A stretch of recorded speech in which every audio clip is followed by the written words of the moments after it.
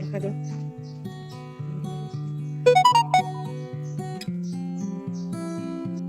Good morning everyone, happy Saraswati Puja to all of you. तो आज थी सरस्वती पूजा और हमारे घर में सरस्वती माता की यही फ़ोटो थी जिसमें कि तीनों देवियों के रूप हैं। तो देवी के तीनों ही रूप थे इस फ़ोटो में। तो इसी फ़ोटो को रख के और लाडो अपने बुक्स की पूजा कर रही थी और मैं उसे पीछे से बता रही थी कि आप कैसे कैसे, लेकिन वो अपने मन से ही सारे बुक्स पे उसने किशमिश चढ़ा दी। उसके बाद से उसने आरती करी। और बच्चों को ये संस्कार देना बहुत ज़रूरी है, आज के टाइम पे बहुत ज़रूरी है इन चीज़ों को बताना। और यहाँ मैं लेके चली आई थी लाडो को मार्केट। तो ये आज की क्लिप नहीं है, ये है मकर संक्रांति के दिन की क्लिप। मैंने अटैच कर दी ताकि मैं आप लोगों के साथ शेयर कर पाऊँ कि हाँ, मैंने इसकी ईयर पियर्सिंग कराई थी मकर संक्रांति वाले दिन। और ये क्लिप अटैच करने का एक और रीज़न था जो आप लोगों को आगे वीडियो में पता चलेगा कि मैंने ये क्लिप्स क्यों अटैच की। तो ये काफ़ी इजी हो गया है, पहले से चीज़ें कितनी इजी हो गई हैं। तो ये काफ़ी खुश थी अपने ईयर पियर्सिंग के बाद। और आज ना वो सरस्वती पूजा के दिन हमारे यहाँ कढ़ी बनती है, लेकिन आज मैं कढ़ी नहीं बनाने वाली हूँ बिकॉज कुछ चीज़ें ऐसी हुई हैं ना जिसकी वजह से हम कढ़ी नहीं बना सकते हैं। जैसे सरस्वती पूजा के दिन वो सूतक लगा है, इस वजह से कढ़ी नहीं बना सकते थे। तो यहाँ पे मैं बेसन की सब्जी बना रही हूँ। तो घोल तैयार कर लिया मैंने। जब मैंने घोल तैयार कर लिया था उसके बाद ही मुझे पता चला कि आज कढ़ी नहीं बना सकती। और मुझे पहले लगा था कि कढ़ी बनानी है, तो मैंने घोल बना लिया था। तो इसी घोल से अब मैं सब्ज़ी बनाने वाली हूँ। तो मैंने कढ़ाई में तेल डाला, मेथी के दाने और थोड़े मसाले जिनमें कि धनिया पाउडर, जीरा मिर्च पाउडर, हल्दी पाउडर, लाल मिर्च पाउडर और नमक है। और इन सबको डाल के थोड़ा सा पानी डाला ताकि मसाले जले नहीं।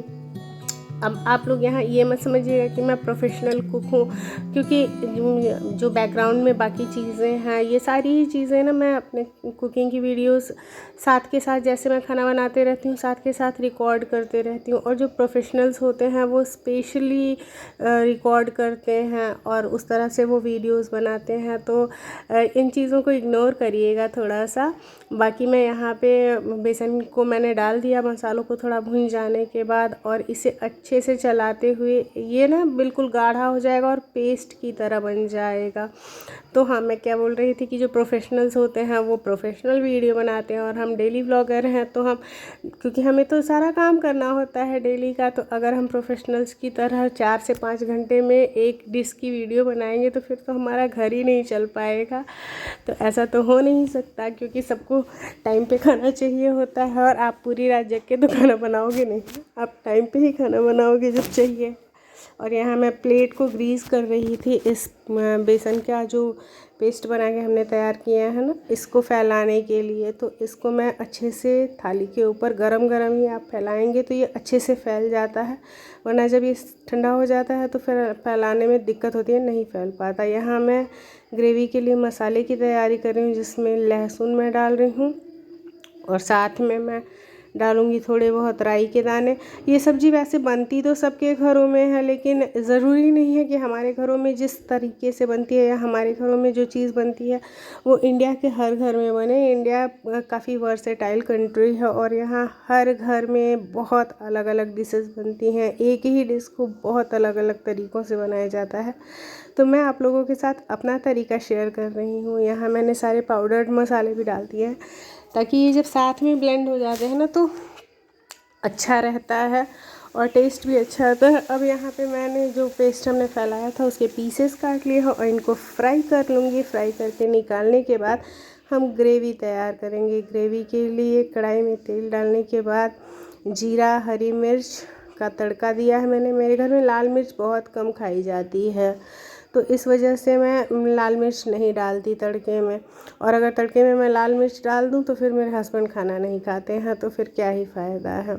और वैसे भी वो मसालेदार खाना बहुत कम खाते हैं। तो यहाँ पे मैंने वो जो मसाला मैंने पीस के तैयार किया था सीधे डायरेक्ट वो डाल दिया। और अब इसे मैं भूनूंगी और थोड़ा भुनने के बाद अच्छा खासा अमाउंट में हम टमाटर डालेंगे। यहाँ मैंने 3 टमाटर डाले थे और 3 टमाटर डालने के बाद थोड़ा सा पानी डालिए और ढक के आप मसाले को अच्छे से भून लीजिए। तो भुनते भुनते देखिए मेरा मसाला इस स्टेज पे आ गया है, जबकि मसाला बिल्कुल ही पानी सूख चुका है और तेल छोड़ दिया है। मसाले ने बिल्कुल अच्छे से तेल छोड़ दिया है। तो जब आपके मसाले की भुनने की शाइन यही होती है कि आपका जो मसाला है ना उसमें से तेल रिलीज़ हो जाएगा और काफ़ी अच्छी सी खुशबू आने लगेगी और चमक भी बहुत अच्छी आ जाएगी। अब इसमें मैं गर्म पानी डालूँगी। गर्म पानी डालने का रीज़न ये है कि एक तो आपकी सब्ज़ी जल्दी बन के तैयार हो जाएगी और दूसरा रीज़न ये जो मसालों का कलर होता है ना वो रिटेन मतलब जैसे का तैसा अच्छा कलर आता है। और अगर आप ठंडा पानी डालते हैं तो फिर कलर इतना अच्छा नहीं आता है। तो यहाँ पे जैसे ही मसाला उबल गया मैंने पकौड़े डाल दिए और धनिया पत्ती के साथ सर्व कर दिया। मेरी सब्ज़ी तैयार तो बन रही है। अब मैं आप लोगों को दिखाती हूँ कि आज मेरे हस्बैंड ने मुझे वैलेंटाइंस डे पे गिफ्ट क्या दिया है। तो गिफ्ट में मेरे हस्बैंड ने मुझे कुछ तो दिया है और ये कुछ आज का ख़रीदा हुआ नहीं है फ्रेंड्स। मैं आप लोगों को सच्चाई बता दूँ तो ये आज का ख़रीदा हुआ गिफ्ट नहीं है। ये गिफ्ट जब हम गए थे लाडो की ईयर पियर्सिंग कराने के लिए उसी टाइम पे मेरे हस्बैंड ने ख़रीद दिया था और बोला था कि इसे तुम अपना या तो क्या बोलते हैं वैलेंटाइन गिफ्ट समझ लो या अभी तुम आई हो इसका कान छिदवाने उसका गिफ्ट समझ लो, दोनों में से कुछ भी समझ लो, उसको रख लो। तो अब मैं आप लोगों को दिखाती हूँ कि उन्होंने दिया क्या है मुझे फाइनली। ये है वो गिफ्ट जिसकी मैं बात कर रही थी और आप लोगों को मैं बैक कैमरे से दिखाती हूँ। ये बैक कैमरे से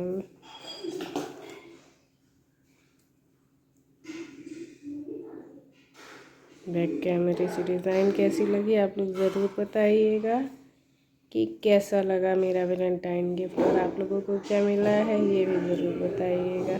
तो पीहू तुम क्या कर रही हो? मैं सिखा रही हूँ। पीहू दिन भर बस कटिंग और स्टिचिंग का काम करती हैं। तो चलिए फ्रेंड्स इस ब्लॉग को यहीं पे एंड करते हैं, मिलते हैं नेक्स्ट ब्लॉग में। Till then take care.